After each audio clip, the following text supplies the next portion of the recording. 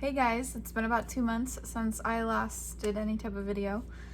I was waiting until I had some type of update, and I do have some updates.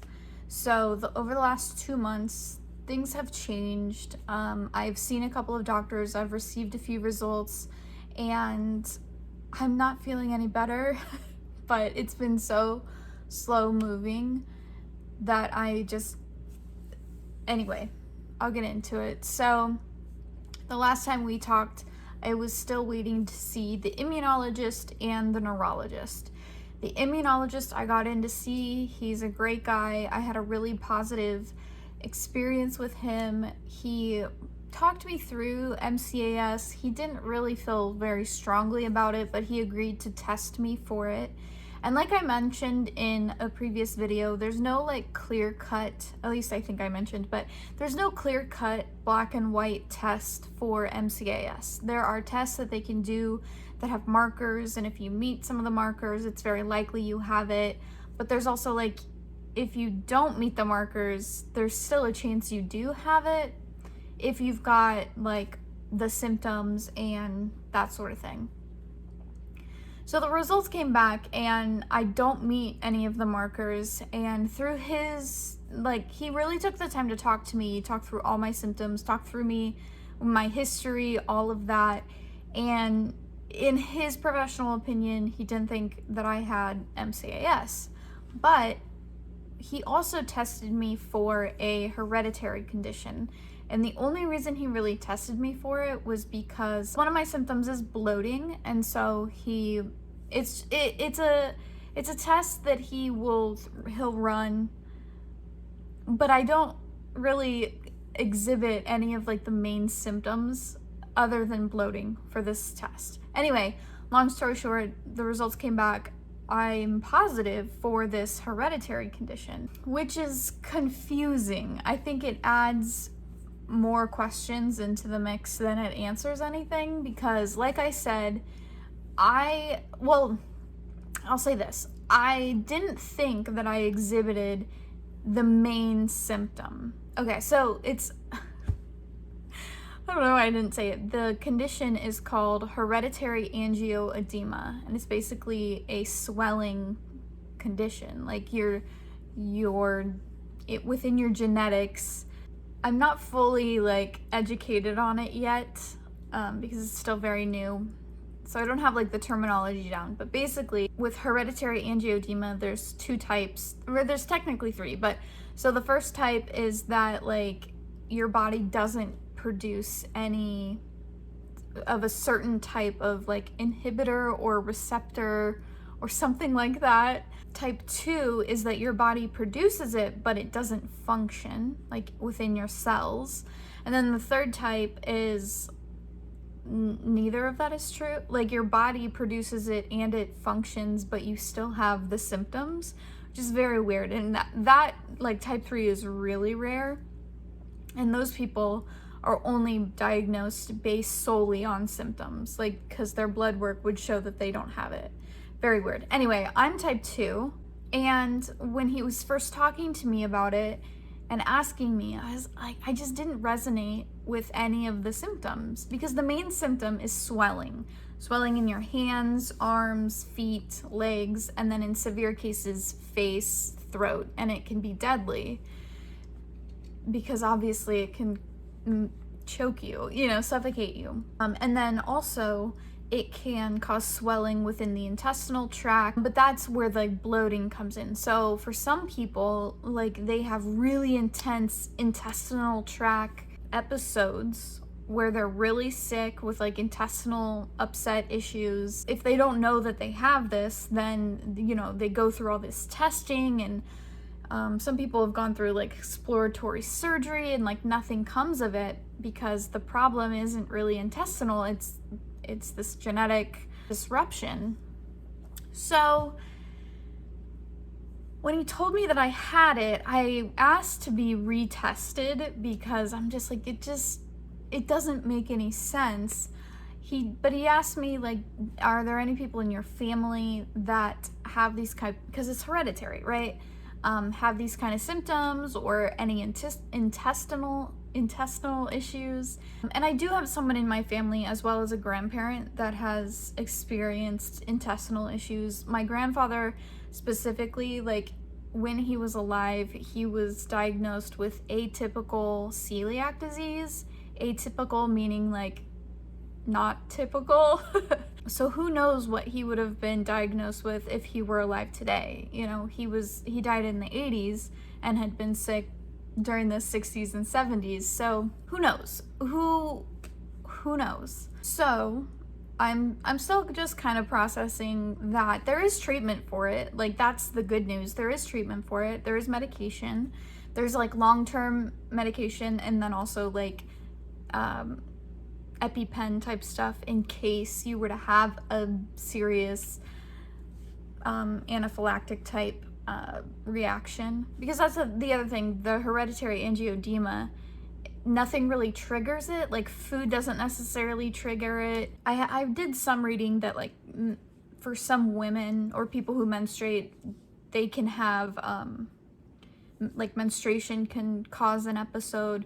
Anyway, so since then, a couple of like last week sometime, I had a night where my arms and my hands, the skin just felt really, really tight and uncomfortable. And I like looked down at my hand and I was like, oh, is this what it is? Like, cause my hands looked a little swollen, very mild, but they did look swollen. I took a picture of it. I showed my mom the next day to be like, do my hands look swollen? And she's like, yes, your hand definitely looks swollen. So I just wasn't aware that this was happening until it was brought to my attention, which makes me feel a little crazy. I will be honest, it makes me feel a little crazy. But I mean, if you're not aware of something happening, you're not aware of the possibility of it happening, and it in and of itself is mild when it does happen, I don't know. I do experience like really intense bloating, but I don't have like necessarily like any real pain. I mean, I have intestinal pain, but it's not intense. I don't know. It's still a bit of a mystery. It's added information, but it's just created more questions. So we're hopefully getting my relative tested at some point to see. And then my doctor was willing to retest me as well, just to confirm. But he's pretty positive I have it. He would just be doing it like for my sake. Anyway, so that's the update on the immunologist. I don't have MCAS, but I do have a hereditary condition that has created more questions. And I see my immunologist in about less than 2 weeks to do a follow-up and get started on treatment, because we were waiting to get the imaging results from my neurologist before. Anyway, so moving on to my neurologist. I had been waiting to see this guy since February. All year I've been waiting.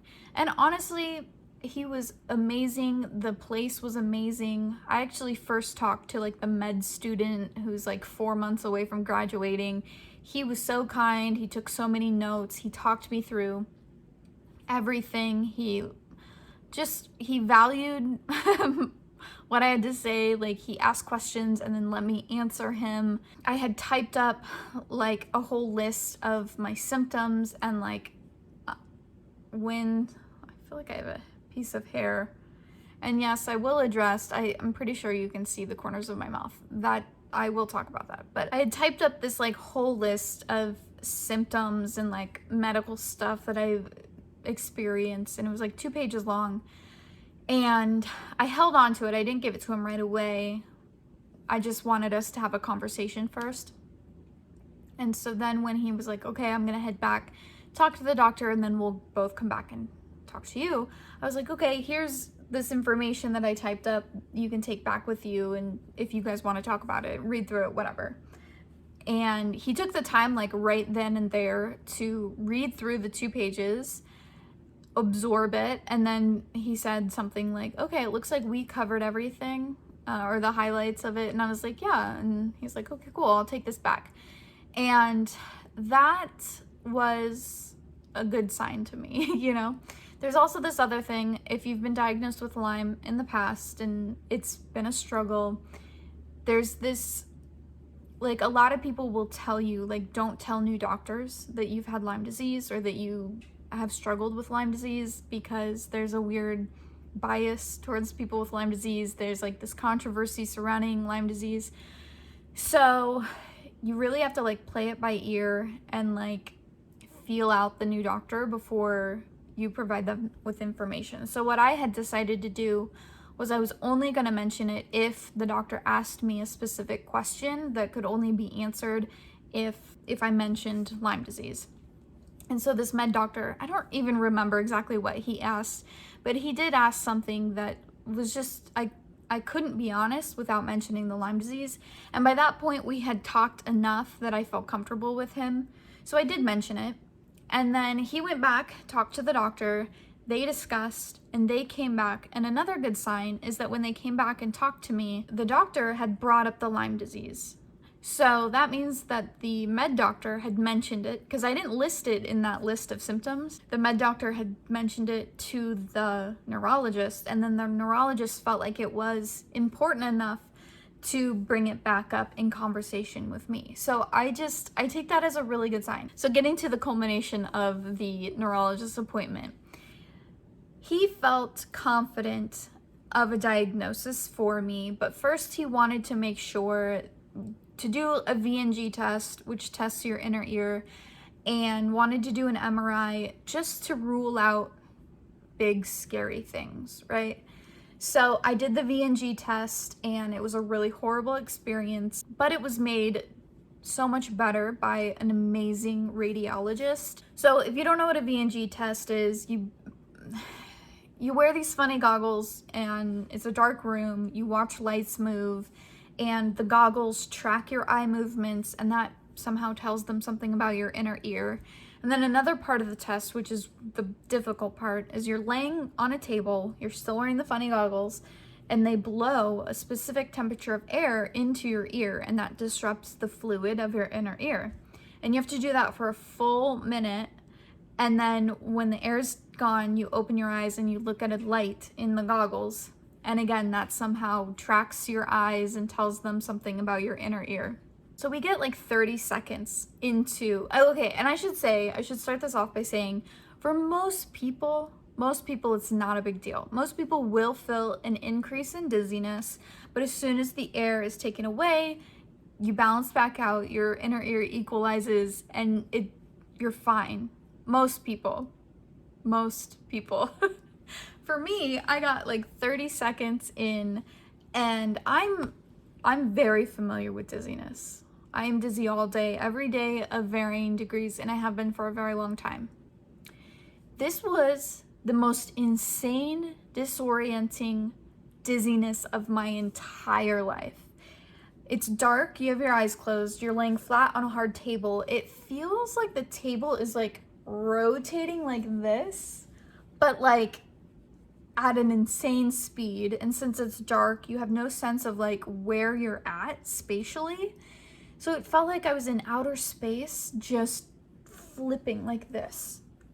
Just insane. It was so disorienting. It was so like scary and uncomfortable, and I was struggling. Like with the last 30 seconds of that was so intense. Like my body, like I was just trying so hard to just stay here in reality. And as soon as he took the air away, and the dizziness did not start to dissipate at all. Like I just kept spinning and spinning and spinning and spinning and spinning.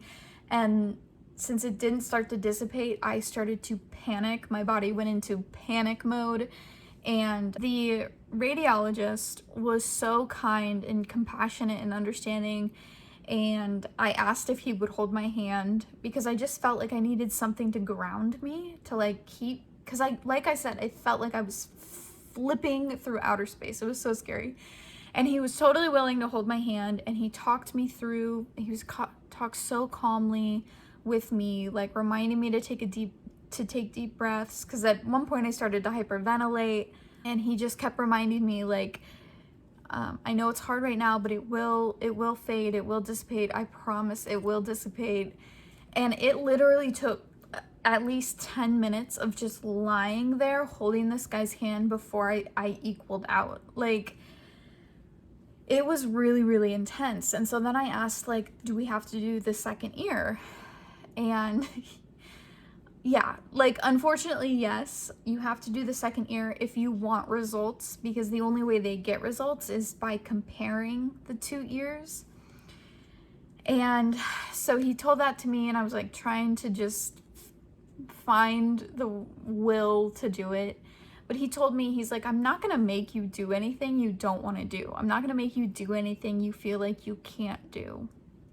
And I so appreciated him, like, reminding me of that, because obviously, like, I'm a full-grown adult. I can make my own choices. I could have gotten up off that table and said, peace out, I'm out of here. So it was a really good reminder to know that I did have agency. You know, I did have agency. I had the choice. And then he also said, like, we can try the second ear, and if it's too much before it's over, like, we'll stop and you don't have to keep going. And so then giving me that option helped in making the decision. I chose to do the second ear. It honestly was not nearly as bad. I mean, I still had to lie there and hold the guy's hand afterward for several minutes, but I didn't go into panic mode because I knew what to expect the second time. So anyway, I mean, the result of that is that my inner ear is fine. I don't have a dysfunction of the inner ear causing me my dizziness, which the vestibular rehab doctor who brought up MCAS months ago now, she said, you know, in her opinion, what I was dealing with wasn't vestibular. But, you know, it's good. We've got the test now. The test has been done to prove that she was right. Yes, it's not vestibular. I went in for an MRI, and okay, I have to share this information because I didn't know this. I've had several MRIs throughout my life, and no one has ever told me this. And now knowing this knowledge will make future MRIs, hopefully I don't have to have any, but any future MRIs much easier. So, you know, in MRI, you go into this tube machine, and it makes this pounding, vibrating noise around you, and you're supposed to hold really still while that's happening so that it can get imaging and whatnot, right? No one has ever told me that when the machine is quiet, it's not taking any images. So when it's quiet, if you need to move around, you can move around. It's only when the machine is making those repetitive noises that you need to be still. So me, being the perfectionist, anxious child that I am, has gone into those MRIs in the past and just been like frozen in fear of moving and ruining the images or whatever. But that's not the case. Like, when it's quiet, you can move if you have to move. That makes it so much easier. I will also say that this specific MRI machine lets you know ahead of time. Like, an automated voice will come on and say, the next test will be 5 minutes long. The next test will be 3 minutes long. So it also gives you an idea of how long you're gonna have to hold still, but also helps you like keep track of like how long you've been in there. I will also say that this MRI machine, on like you're laying down and like this cage comes over your face. On this one, it had like a mirror set up so that you could look at the mirror and it would show you outside of the MRI. I'm sure that is very helpful to some people because of like feeling claustrophobic. If you can see outside, that helps. But for me, it was like really disorienting, and I just kept my eyes closed the whole time. Anyway, long story short, the VNG, MRI, both good. Results are normal, nothing concerning. So, the neurologist is confident in the diagnosis that my dizziness is from something called PPPD, which is persistent postural positional dizziness, I think. And it's basically dizziness that is triggered by infection, trauma, a handful of other things. And that's when he brought up Lyme disease. He's like, your dizziness started after you got infected with Lyme disease and was really sick with Lyme disease. So he assumed that the original dizziness was triggered by the Lyme infection. And that makes total sense to me. And, you know, other doctors have said that. They didn't have a name for it necessarily, but they've had surmised. And then if you remember at the end of last year, I got like a really bad head cold and tested negative for the COVID, but it was just like one of the rapid tests. So who knows? But anyway, after that, that's when this new increased dizziness had happened. And so he said that other infection had then triggered the dizziness. So for whatever reason, the way my body is, dizziness is like my body's way of, like, it's just what happens in my body when my body is stressed or struggling with an infection or whatever, trauma of some sort. The good news, there is medication that can treat it, and so I haven't started it yet. I haven't picked it up yet. I'm scared too, because there is a really serious but very rare side effect that can come from this medication, and I know someone personally who has experienced that side effect and they ended up passing away.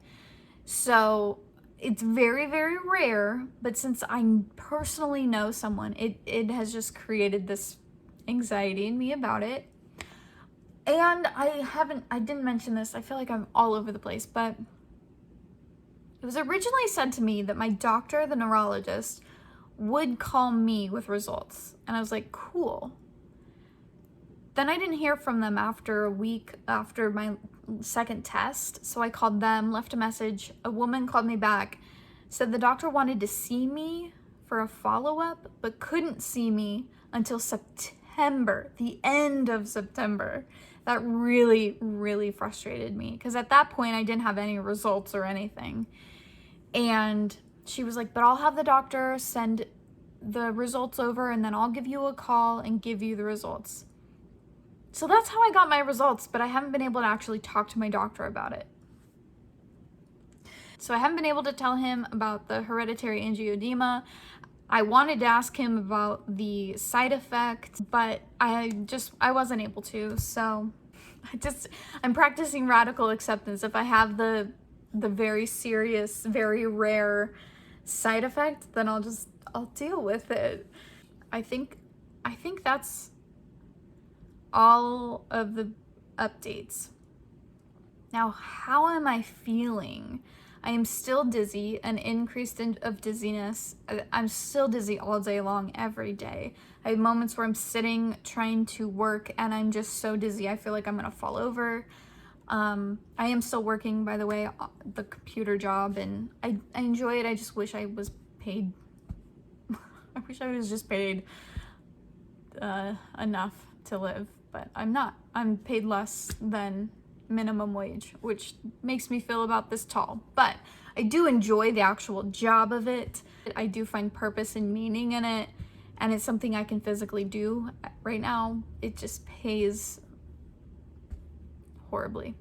So I am still dizzy all day, every day. I wake up just about every single day with headaches that last throughout the day, sometimes turning into like a really bad headache. At the end of June, I developed a new symptom that was really concerning to me, which is excessive thirst. And it was really concerning because of how much water I drink. I, at the time, was drinking well over a gallon of water a day, like well over a gallon. I was drinking a gallon by 2 o'clock in the afternoon, you know, and so drinking tons of water. But this excessive thirst, like extreme excessive thirst, came on very suddenly, it seemed like.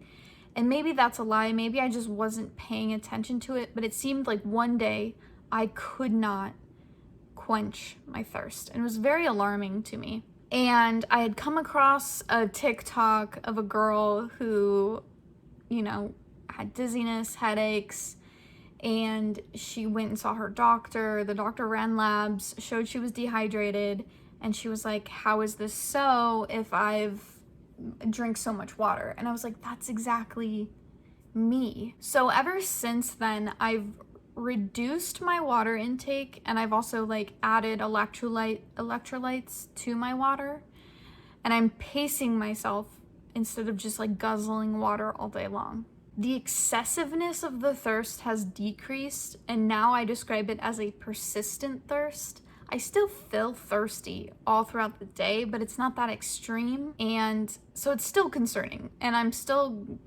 gonna talk to my doctor about it. I see my doctor next week for a follow-up. These cracks on my mouth are new. I've never experienced cracked mouth before, and they are painful. Today's actually not that bad. It's been worse. Yesterday was really bad. It looks about the same, but for some reason today it doesn't hurt as bad. I've had this for 2 weeks now, and this is brand new.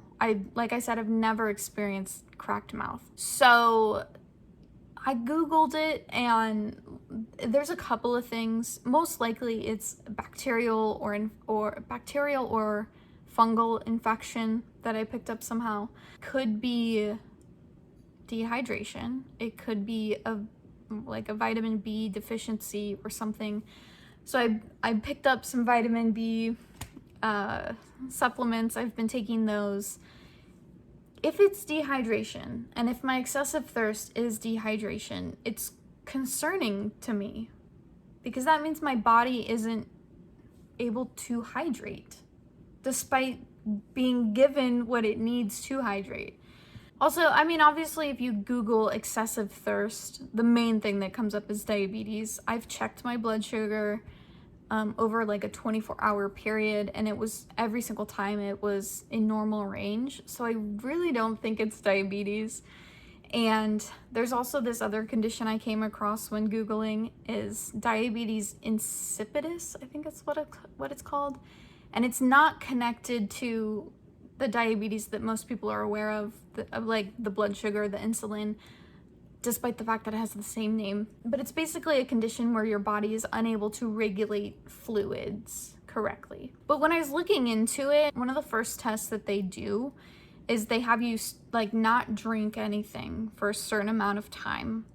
And then if you're continuing to urinate during that time, because the thing is, people with diabetes insipidus, they have excessive thirst and frequent urination, and the urination is always like clear and large amounts of it. And I'm like, I have no idea. I'd have to like collect my pee to like determine how much I'm peeing. I mean, I do frequent the restroom, but I drink a lot of water. So, but anyway, if you stop drinking anything for a certain amount of time and you're still urinating during that time and it's still coming out clear, then that's a sure sign that like you've got this. So out of curiosity, I decided to do it for myself. Actually, I went into it, I was just like, I'm just gonna pay attention to what time it is right now as I like went to the restroom.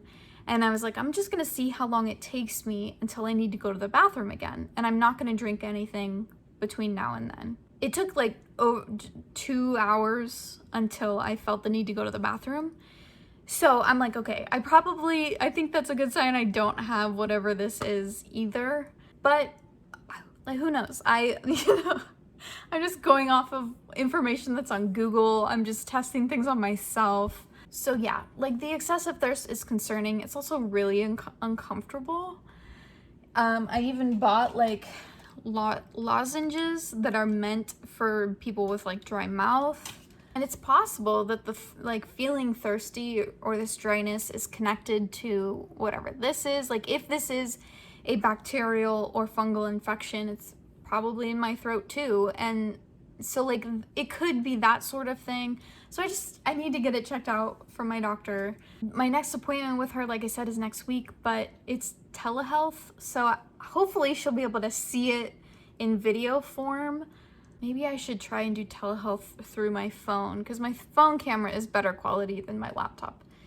Anyway, I'm just rambling on now. This is just how it's been. Okay, so along with these new symptoms, calf pain, calf muscle ache kind of pain in my calf specifically, discomfort in the midsection of my back, which I can't determine on my own because it seems to change. Sometimes it just feels like my muscles are really tight back there.